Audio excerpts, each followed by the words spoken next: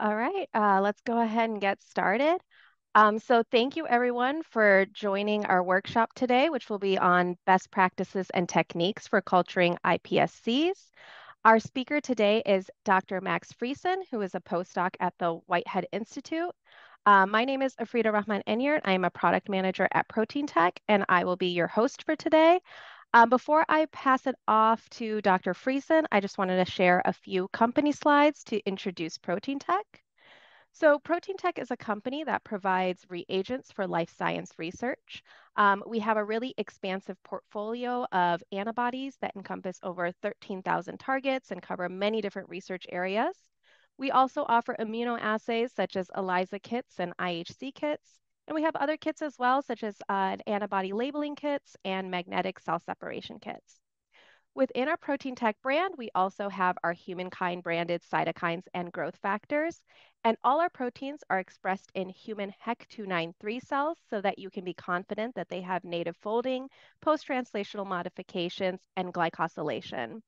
I'll talk a little bit more at the end about the advantages of human cell expression systems and why it's so important that these proteins, have their native structure and when you introduce them to cell cultures.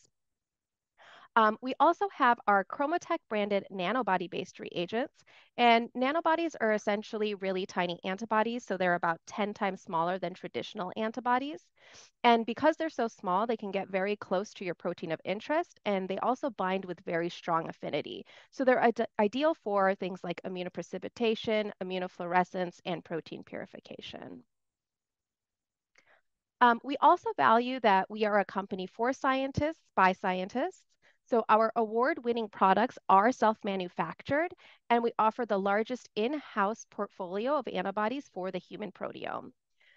We also know the importance of product validation. So whenever possible, we do use knockout, knockdown models for validation.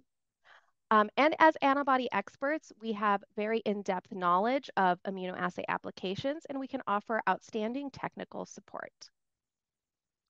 So with that, I'd like to introduce our speaker for today, Dr. Max Friesen.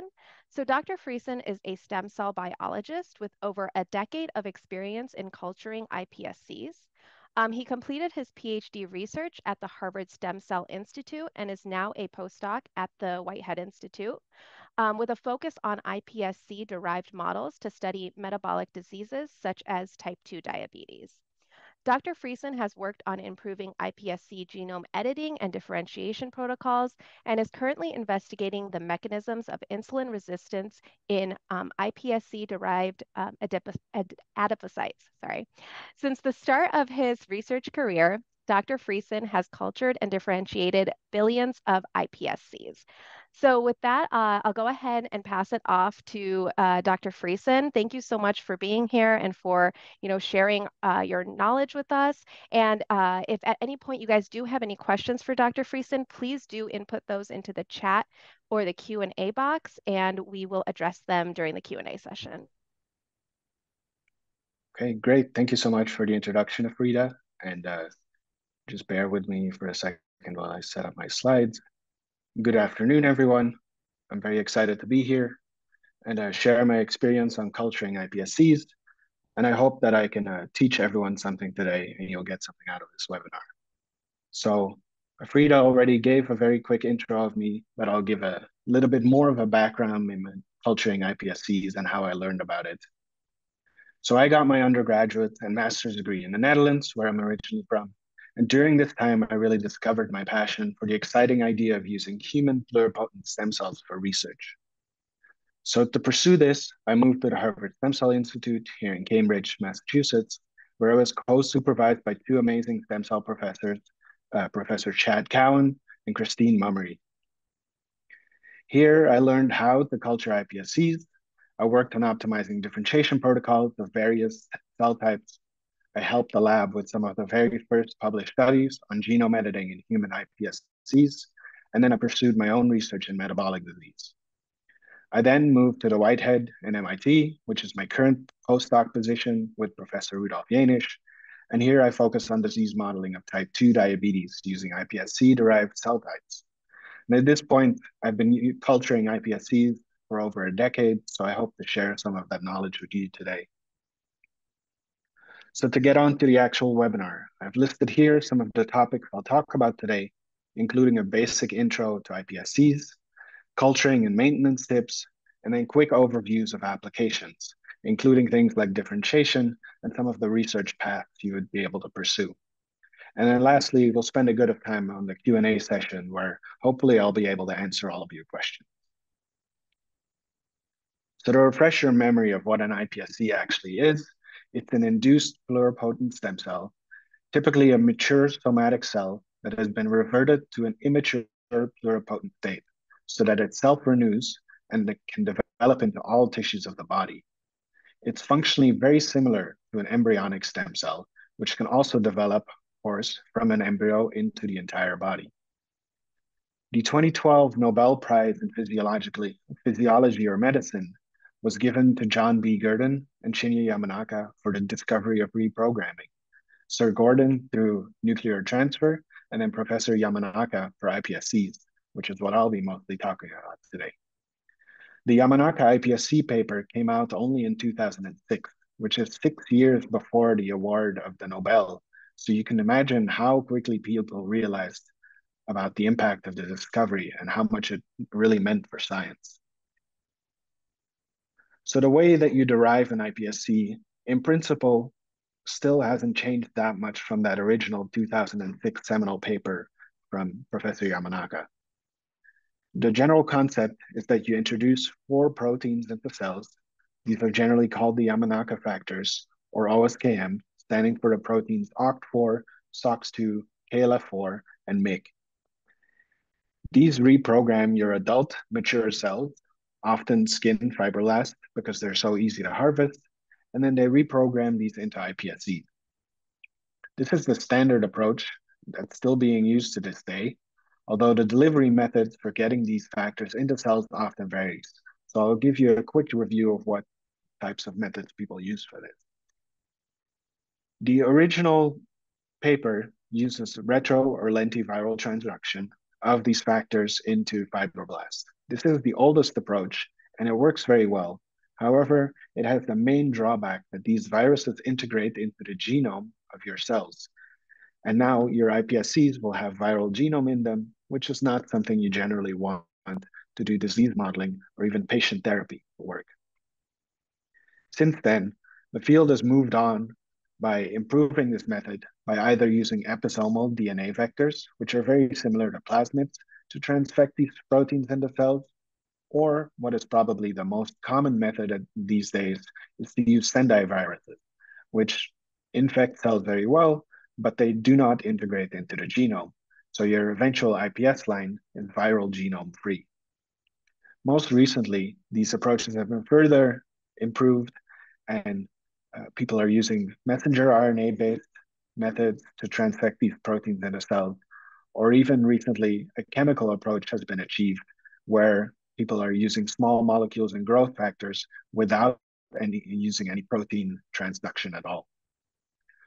Overall, commercial kits exist for most of these approaches, making it much easier for most researchers to really perform iPSC derivation. However, even then, as speaking from my own experience, I would still recommend using publicly available iPSC lines from a verified vendor as your first choice, unless you're specifically looking for a specific patient iPSC line with a very specific disease mutation. So when you're deriving these cells, what does that process actually look like? As I said, most researchers start with fibroblasts and deliver the Yamanaka factors in those. You can see those here in the top left. This is what the fibroblasts look like. After a few weeks of having your proteins be expressed, you then end up with 2 types of colonies. Either you can get filled, reprogrammed colonies, shown here in the middle, or what you can get is a colony that looks like embryonic stem cells, which is your iPSC colony. And you can use that one to propagate your iPSC line. When you do that, after several passages, you can see that the colonies further clean up, and you can see 2 very nice colonies here of an established iPSC line in the bottom left. If you zoom in on those cells, you get the very typical embryonic stem cell-like morphology that iPSCs recapitulate very well, shown here in the bottom middle you can see that the cells are very densely packed, that they have a very large nuclear to cytoplasmic ratio, and that they're very rounded. Lastly, on the bottom right, I'm showing you an example of an iPSC line gone wrong of spontaneous differentiation. As you can see in the middle of this colony, a lot of cells that are very elongated and spindly and are becoming much darker than the surrounding iPSC lines. And this is generally something you want to avoid. And it's something I'll talk about in later slides to address what you can do about this. So now that you've derived an iPSC line or gotten it from a vendor, let's move to some culturing and maintenance advice. So I've listed here a number of things that are super important to culturing iPSCs, ranging, of course, from the cells themselves to equipment and plastic where you need, media and reagents, and then less tangible research things like proper documentation and the diligence to take very good care of yourselves. I'll go into each of these topics over the next few slides, and we'll start with the iPSC lines themselves. So when you've derived an iPSC line, or even if you're getting them from a collaborator or some other source, you want to really check the following features to ensure that you have a good iPSC cell. You also want to generally confirm some of these on a pretty regular schedule, just in case. And if you're getting your cells from a vendor, they may have already checked some of these, but it can never hurt to recheck some of these in your own labs to make sure that what you're working with is a really good iPSC cell line. And I'll highlight some examples for each of these. So let's start with iPSC identity. There's two main features that your iPSC line needs to have, which is the capacity to self-renew, and it needs to be pluripotent, so it's able to make all the tissues of the body. For self-renewal, this is relatively easy to test because you just keep culturing your cells, you passage them, and they should keep growing. And you can check either by morphology or other features that they do not lose their iPSC identity. Their morphology should be round, they should be primarily nuclear, and they should be relatively translucent compared to a lot of other primary cells, which are often much darker. They should also express various stem cell markers. Most commonly ones that are tested are ARC4, NANOG, TRA160, or SSCA4, and you can see some examples of those here on the right with immunostaining images from the original 2006 paper. You can also check some of these markers through qPCR or whatever your other favorite method of checking protein expression is.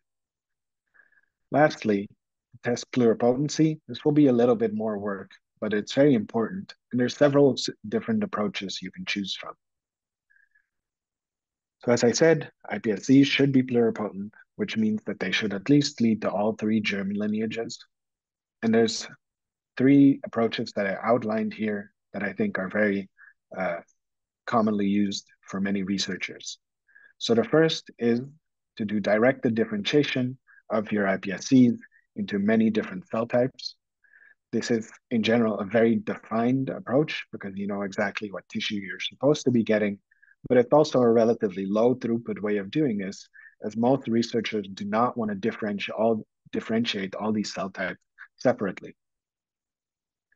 Therefore, the most common method that I think most people use is to make embryoid bodies, which is basically an unguided differentiation into a mixed ball of differentiated cells coming from your iPSCs.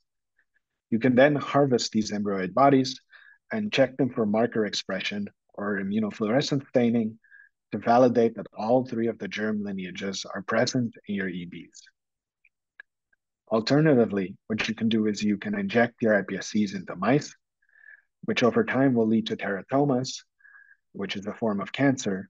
And this takes a much longer time, but it gives them time to differentiate into an unsupervised way in the murine in vivo environment. You can then harvest these teratomas, again, image these, like shown here on the right. You can see some images from the original paper showing tissue types from all three of the germ lineages. Or alternatively, you can again use immunofluorescence, qPCR expression, or any of the other assays that you prefer to check whether markers of all three of the germ lineages are present.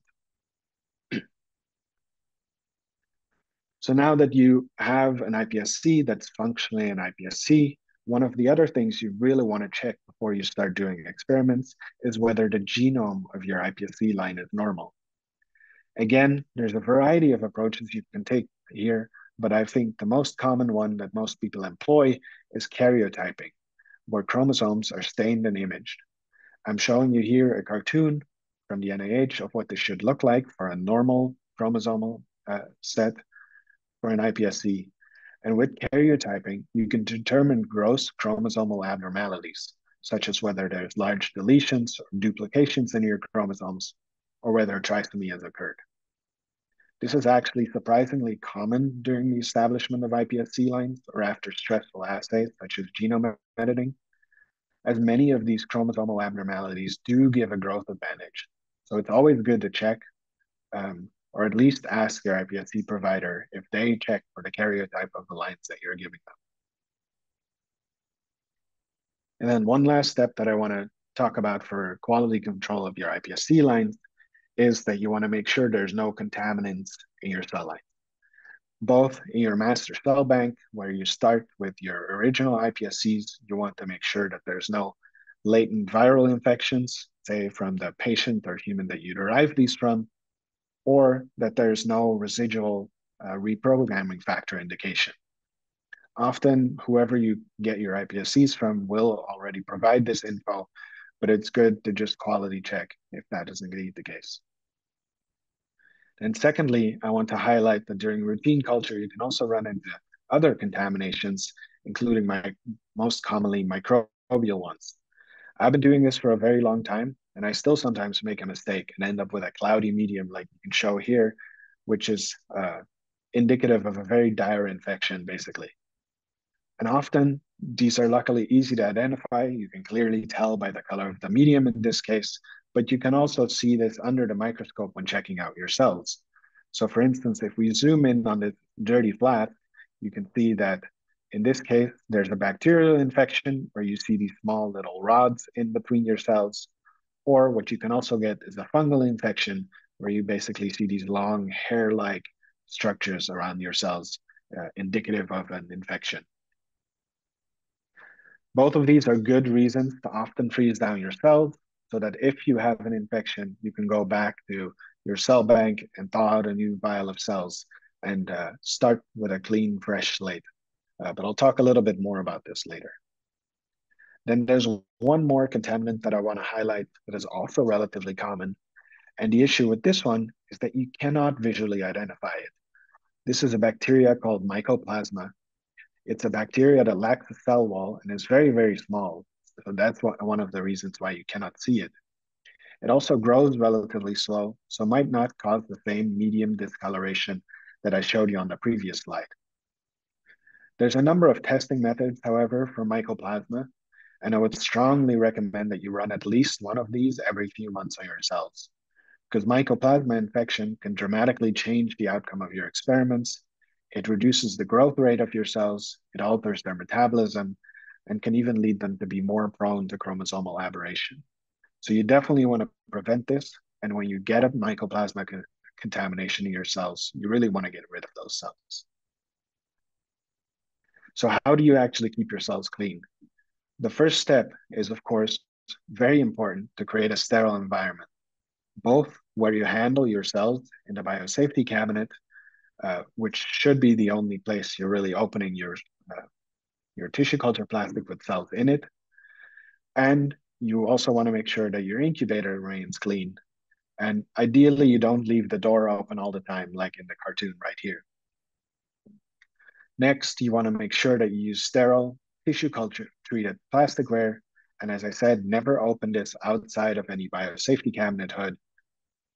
And then you want to coat this with an extracellular matrix, something like Geltrex or Matrigel for an undefined basement membrane, or a laminin or vitronectin, which is a more defined option. And these make sure that your cells adhere very well to the actual tissue culture plastic. So now that you've created this environment for your iPSCs, you then want to make sure that you take good care of them. There's many options for stem cell media to feed them, and I've outlined a few of them here. This is not an exhaustive list. There's many other vendor options that exist. And in general, I would strongly recommend buying a commercial stem cell media instead of using a homebrew approach. There's two reasons for that. One, most of the homebrew media still require you to use feeder cells. This was how the original iPSCs were derived, but feeder cells have generally been phased out during research as they just make downstream assays so much more complicated. And most of the commercial vendor available media are feeder-free media, meaning that you don't have to worry about that step in your iPSC culture. Now, I have used a number of these, more even than are on the slide, and honestly, almost all of them work very, very well. Some iPSC lines have a preference for a certain media if they've been cultured in it for a long time, but in principle, all of these are functionally very similar and they work very well. So if you've been growing your cells for a while, you'll keep expanding them. You'll eventually have to passage them, just as with every other cell type. However, iPSCs are actually quite delicate, especially compared to a lot of primary or immortalized cells. And you don't want to use harsh trypsin-based digestion methods like you would use for an immortalized cell line. In general, enzymatic solutions do exist that people use for IPS, including Accutase or Dispace. But overall, I would say that the field leans towards non-enzymatic dissociation solutions, including EDTA, releaser, Friesen, or gentle cell dissociation reagents. Even with those, you want to be careful and not expose the cells too long to them. And you want to try to make sure that your cells are still somewhat clumped together instead of being a single cell solution, because this increases their adherence to the next plate, and then with that, their survival as well. Some cell lines are extra delicate, and for those, you may actually consider including something like a ROCK inhibitor while replating, which will further increase adherence and survival. So here I'm showing you an example of what the passaging process basically will look like. You start with an adherent colony here on the left. You will then place these in your dissociation reagent, and you can see that at the beginning, the edges of the colony are starting to lift and become translucent. So you know that your reagent is working. And then here on the right, I'm showing you a colony where you can clearly see that the entire edge of the colony has dislodged from the plate, and this one is ready to go. So you can pipette this off the plate, break it up a little bit into smaller clumps, and then replate it into your next plate that you want to grow these cells in. However, if you keep passaging your cells, eventually you'll end up with too many, right? So you do want to not keep these going forever. You actually want to bank some of these down. So I would strongly recommend making a big bank of iPSCs when you first get your cell line at the very start, and then regularly throughout passaging, make additional working banks of cells to freeze down pretty regularly, every few passages. For storage, you would passage your cells, and instead of replating them in a new plate, you can resuspend them in a freezing solution. There's many commercial available solutions for this, or a lot of labs, including mine, actually use a homebrew solution, which is usually just a stem cell medium with a cryoprotectant like DMSO. We just use the medium plus 10% DMSO to freeze our cells in, and it works almost equivalently to most commercial options. You then slowly want to freeze your cells, often in a freezing chamber, like the one I'm showing here on the right, or a styrofoam chamber, and you want to do that in a -80 freezer. And eventually, once they're fully frozen, you can then transfer them to the vapor phase of a liquid nitrogen freezer for longer term storage, even ending up being stored for years or decades at this point. Now, there's two additional things I really want to stress here about freezing cells. And one is to really thoroughly document everything you're doing. So you want to document your cells, what exactly the cell line is, what passage it is, what date you froze them down at, etc.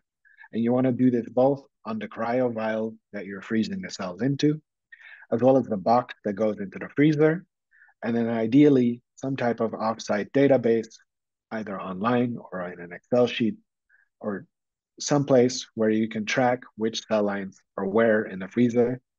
And in a perfect case, this sheet would even be interpretable by someone else besides just you. And then secondly, what I want to stress is to plan ahead well. So you want to make sure that before you freeze down your cells, you think about how many cells you're going to freeze down, and then what you will thaw that out to into what kind of dish when you're thawing your cells out again. And ideally, you want to keep this consistent between most of your cell banks just to simplify the process.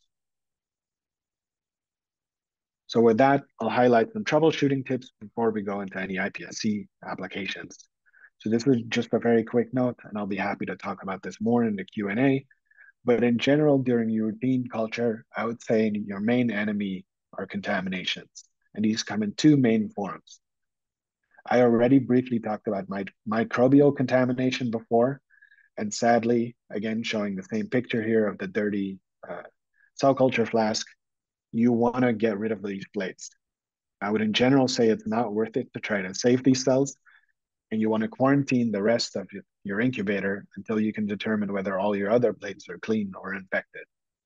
So what you want to do with these cells is basically get rid of them by bleaching them to make sure you kill off all the bacteria so you can't spread it to any of the other cell culture in the room that you're using, and then trash them. This is one of the reasons why it's so important to regularly freeze down cell banks so that you won't be set back too much if you happen to end up running into a contamination. Then the second type of contamination could be that your iPSC line is actually spontaneously differentiating into a different cell type, which is not what you want. You can hopefully appreciate the difference between the left picture here, which is a beautifully undifferentiated iPSC colony, and then this one here in the middle, where you can see that this middle part of the colony looks much less happy. The cells are becoming much more spindly and are dying and differentiating, and that is not a good sign. Generally, this could be either because your iPSC line is unstable, so it hasn't fully settled into its iPSC identity yet, or secondly, it could be that your cell line is being mistreated. If this happens regularly, I would try changing up your passaging methods, either changing the seeding density to a lower or higher split ratio for your cells, or you can change your passaging method to be a little gentler on the cells to make sure that this doesn't keep happening.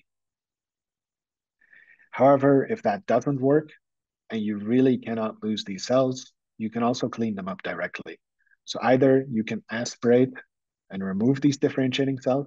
An example is being shown here, where someone is trying to remove these differentiating cells by using a pipette to scrape them off and then aspirate them. Or you can basically do the opposite, where you use a pipette to pick up the undifferentiated colony and then only propagate that to a new plate, leaving behind all the differentiated cells. With that, I'll speak a little bit about differentiations and research applications in broad terms to give you a quick overview, but I'll also be happy to go into this more afterwards. So one of the main promises that I laid out in the beginning is that iPSCs can differentiate into any tissue. And over the past 2 decades, researchers have certainly delivered on that promise. So while we can't perfectly make every tissue yet, we can make a huge variety of cells. And I'm showing you here an example from a review showing all the different types of cell types that people can make. Most likely you will be able to pick out your favorite tissue from here. And if not, differentiation protocols do keep improving and new tissues are getting added every year. Or you could see this as an opportunity to really work on your favorite tissue and differentiate that one. I've worked on a number of these tissues myself. At this point, I've differentiated over 10 different cell types and improved the few differentiation protocols as well.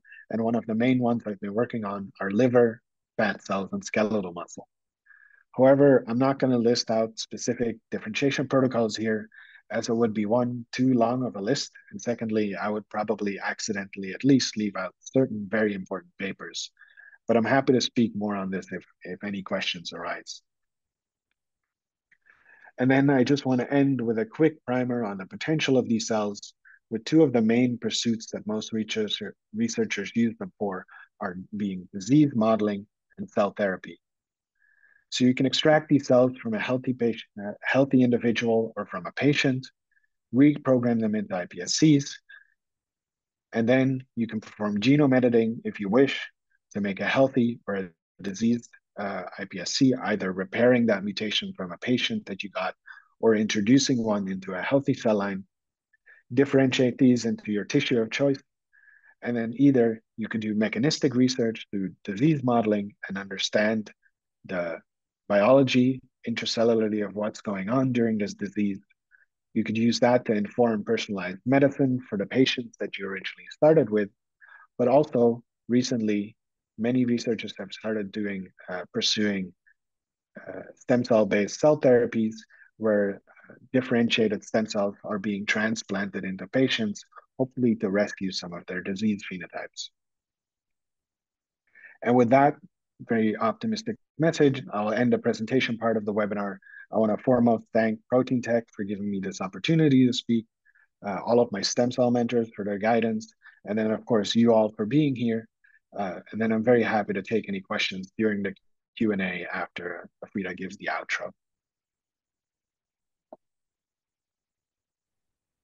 Awesome. Thank you so much, Max. That was really great, very comprehensive overview. We do have some questions in the chat box, in the Q&A box. So we can go ahead and start the Q&A session. So there's a question from Austin where he's asking, so at what point do iPSCs generate EBs? And is this just a stage of development that you must catch to check for germline markers? It's not generally a state you have to catch. It's when you take your iPSCs, the way most people make EBs is to aggregate them into balls through a variety of methods. Either you use a small V V-based 96 well plate or a droplet method. It doesn't really matter, but you make a ball of cells that will then spontaneously differentiate in a very basic differentiation medium. You don't particularly have to catch them at a certain point afterwards. You just have to let them differentiate for at least a certain amount of time. Most people use 1 to 2 weeks. And then you will get a mix of unguided differentiated cells that will generally represent most germ lineages, especially if you've made multiple EBs from the same iPS line. Okay, great. Thank you.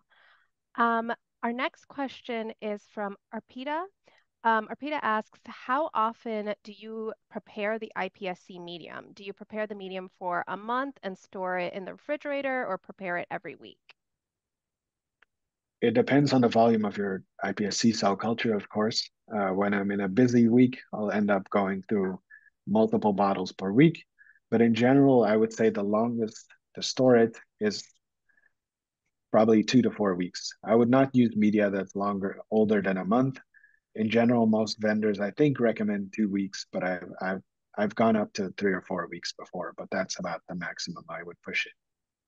Okay, and then do you recommend like filtering it if you're going to keep it longer or anything like that? It depends on if you're using a vendor medium, which is basically just a base medium and a supplement. I generally just put those together. If I'm adding multiple other things to it, I will filter it. Yeah. Okay, great, thanks. So our next question is from Kelsey. Kelsey asks, what are some examples of non-enzymatic ways to passage cells? So some of the most common ones that I mentioned are EDTA, Versine, releaser, gentle cell dissociation reagent. Most of these are some sort of buffer without a lot of salt that have EDTA in them that really release the cells from the plate. These are not breaking down any of the adhesion molecules. They're just gently taking the cells off. Okay. And to add on to that, we had a question about that earlier. Many people asked about mechanical dissociation, and I would stress to generally not do that unless you specifically need it for your application, because the mechanical stress on iPSCs is actually very, very stressful and will often lead them to differentiate spontaneously.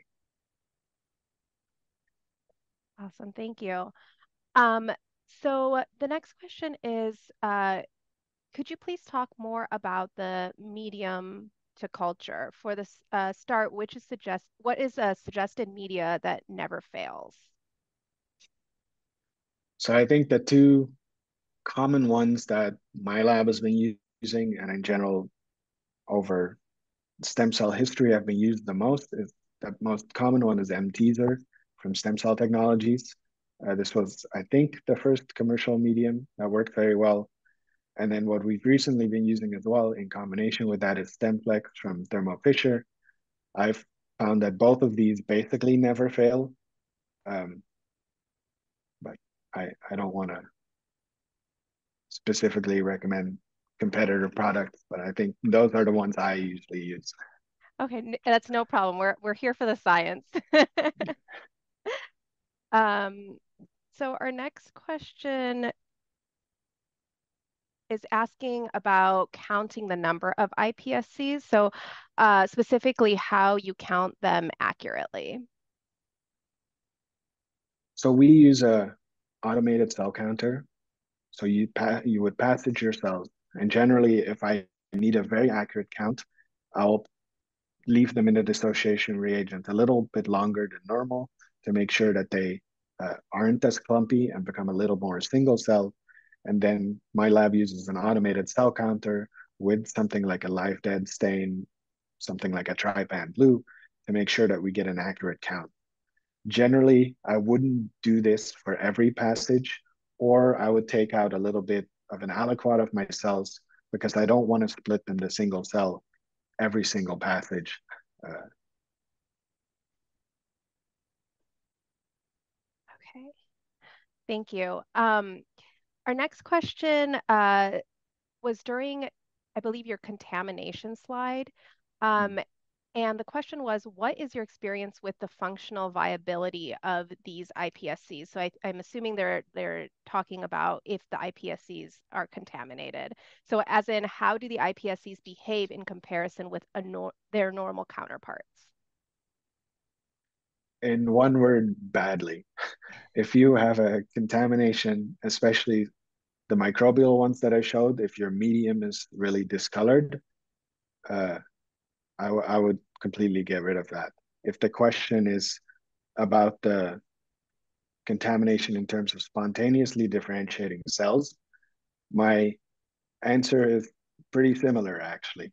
Because if your cells are not at least 90 to 95% iPSC identity, I wouldn't really be very confident in any downstream differentiations that I would be doing that I'm going to actually get the right cell type out.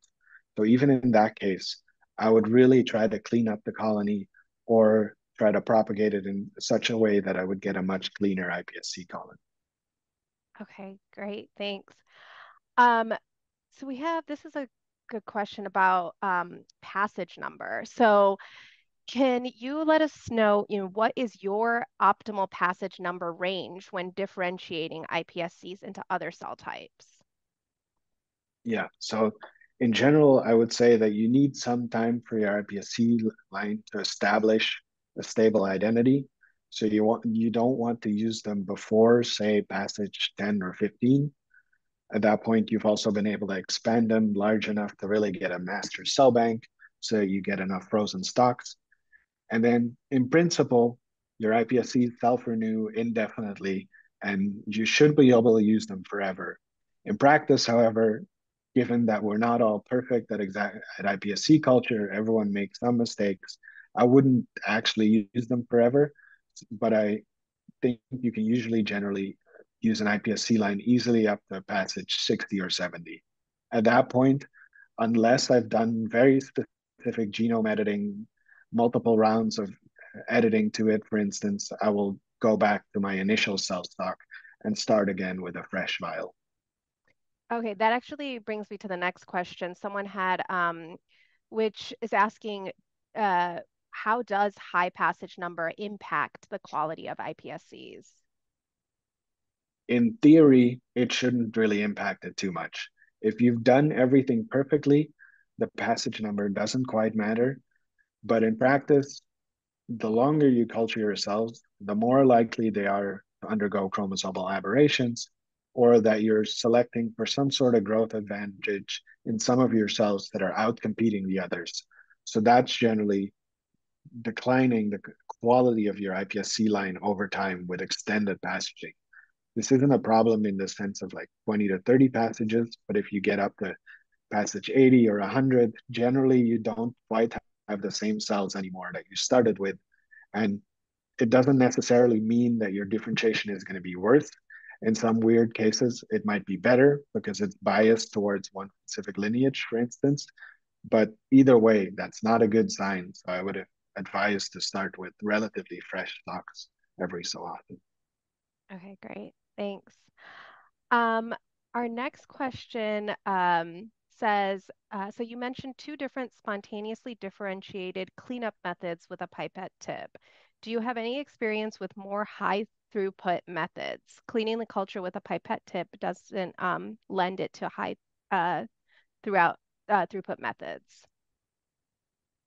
I do not personally have experience with high throughput methods. We haven't done this in any sort of automated way. I know there are a number of vendors that offer robots or machines that will allow you to pick out healthy colonies and propagate those, basically just a high throughput version of what I laid out. But I do not personally have experience with them because we've never had to do it at such a high volume that a robot would be a worthwhile investment. Okay, thank you. So our next question asks, does the efficiency of differentiation depend on the media and number of passages that the pluripotent stem cells have been grown um, in the specific media? In general, I would say the number of passages, yes, especially if, as I've laid out before, your quality of your iPSCs can decline with the number of passages. So that will definitely have an impact on the differentiation efficiency.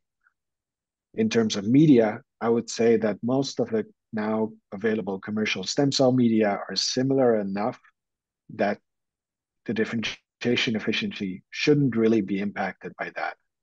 However, I will say that differentiation efficiency between different IPS lines is often quite variable into certain cell types.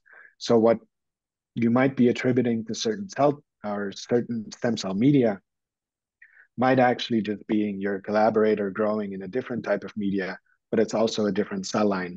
And that might be driving more of the differentiation efficiency differences that you're seeing. Okay, great. Um, the next question is, how can you measure the stability of your iPSC line, so its commitment to its cell fate to limit spontaneous differentiation? The easiest way to do that is to just visually observe them every so often. At the beginning, probably daily, but later on, once you get more experienced, you can do it just a few times per week. But it's generally very easy to tell whether you have a nice iPSC colony, like the examples that I showed you, or if on the edges you get some of these darker, spindly cells that are starting to spontaneously differentiate. So that's really the easiest way to tell. And I would do that basically a few times a week, as I said.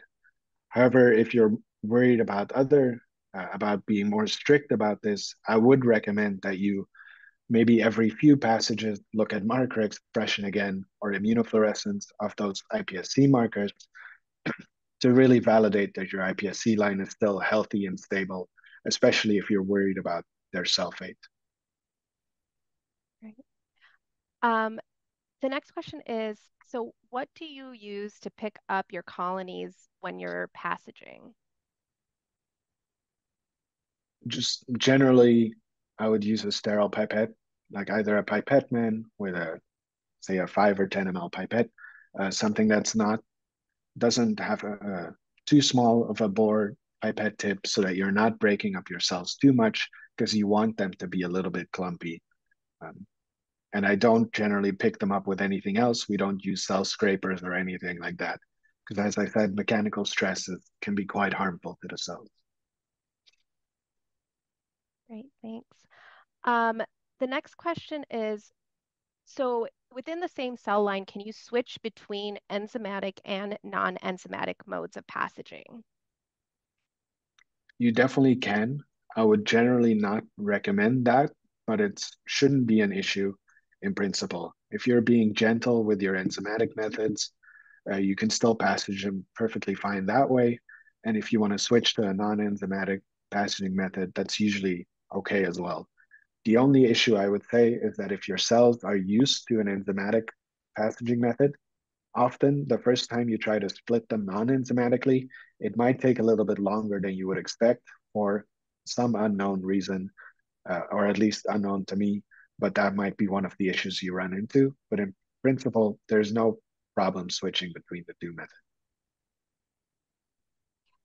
I think we have time for a few more questions. So the next question is, what coating substrate do you recommend? My lab generally uses Matrigel or Geltrex, which are basically equivalent products. Um, I think those work perfectly fine. There are many other defined options like laminin or vitronectin, and we haven't really found a clear advantage of those, at least in sort of routine cell culture. And mostly those to end up being more expensive, so we end up sticking with Geltrex or Matrigel. Great, thanks. So I think we can do maybe two more questions. So Okay. the next question is, which method is the best for iPSC transfection? How about the efficiency? So there's many ways to do this, but in general, the efficiency is never going to be quite as good as you're used to on an immortalized cell line, especially something like a HEK 293 cell, for instance, right? You're never going to reach those levels of efficiency. But there's a number of things that you can do in your iPSCs to still transfect them regularly. What I started with when I first did my PhD was we started with simple electroporation. This is sort of a shotgun approach, and it does actually kill a lot of the cells. So at this point, I would not recommend that. Most of the newer nucleofection methods actually reach uh, much higher viability. You need a much smaller number of cells. And in general, we've seen transfection efficiencies of maybe between 20 to 40% for a routine nucleofection experiment for that. Another thing I would recommend that I've found super helpful is a product from Thermo Fisher called lipofectamine stem. This is uh, just a liposuction based method that you add to your medium. It's super easy, and I've also had great success with that, reaching transfection efficiencies between 20 to 40% of almost every iPSC line that I've tried. Great, thanks. And then last question here.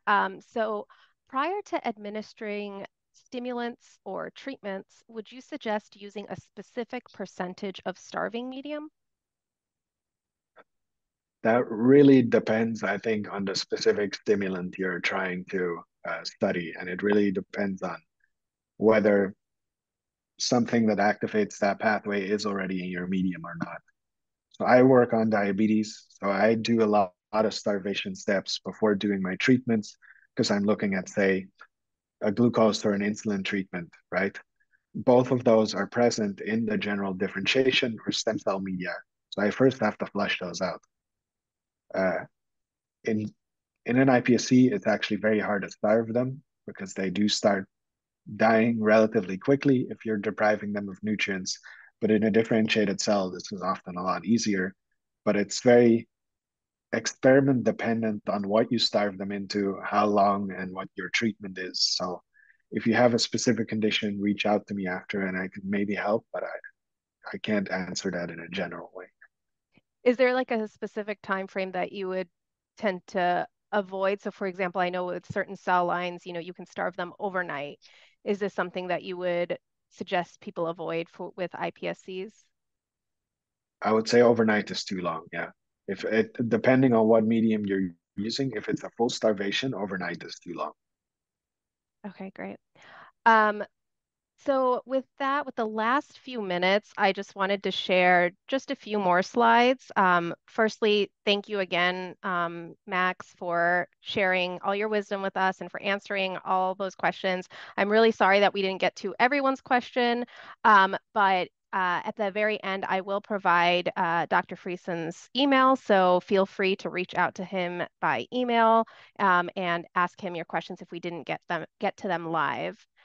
So with the last few minutes, I just wanted to highlight our humankind cytokines and growth factors.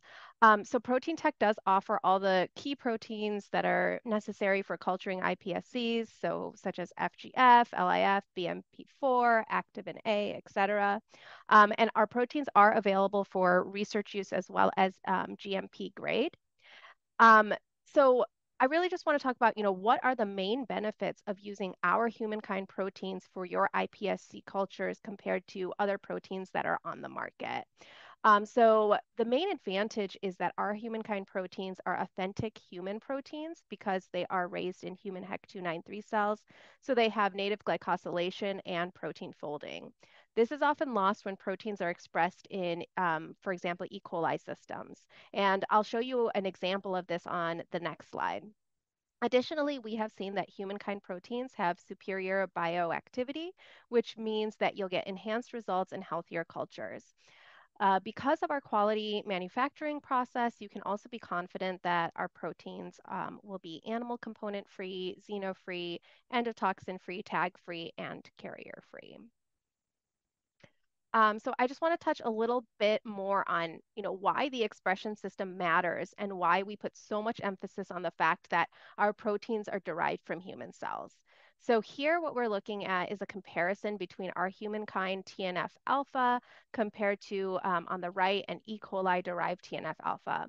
So E. coli derived TNF alpha tends to be expressed in monomers with no post-translational modifications.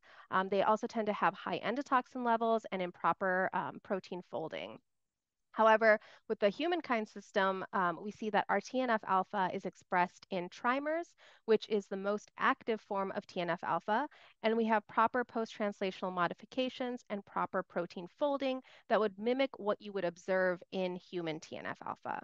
So you can be confident that the protein that you're exposing your cells to is equivalent to what you would observe in a human system. And then lastly, I just want to show some data from our team where they used humankind growth factors for definitive endoderm differentiation.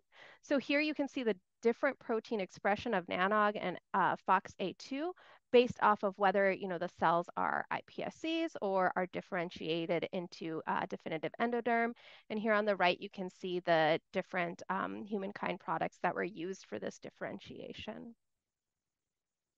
So with that, I would just like to thank everyone who joined the webinar. If you do have any questions after this webinar has ended, please feel free to email us at events@ptglab.com, or you can directly email Dr. Friesen at mfriesen@wi.mit.edu. And if you liked today's event and you want to learn more about our upcoming workshops, please do follow us on social media because we post about our upcoming events there. So with that, again, a really big thank you to Dr. Friesen, a really big thank you to everyone who attended, and I hope you all have a great rest of your day.